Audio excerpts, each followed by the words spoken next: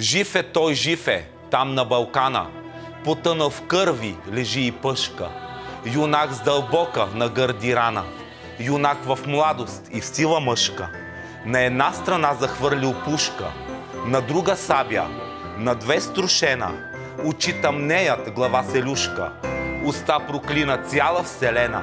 Виж, чуй, само той се чува. Настана вечер, месец изгрей, звезди обсипат сводът небесен. Гора зашуми, вятър повей, Балканът пее хайдушка песен. И самодиви в бяла премяна, тихо нагазва трева зелена, да при юнака дойдат и седнат. Една му с билки раната върже, друга го плисне с вода студена, а трета го бърже в уста целуне, а той я гледа мила за смяна. Кажи ми, сестро, де е Караджата, кажи ми, де е моята вярна дружина, кажи ми, пък ми вземи душата, аз искам, сестро, тук да загина. Па плеснат с ръце, па се прегърнат, летят и пеят, дорде усъмнат и търсят духът на Караджата.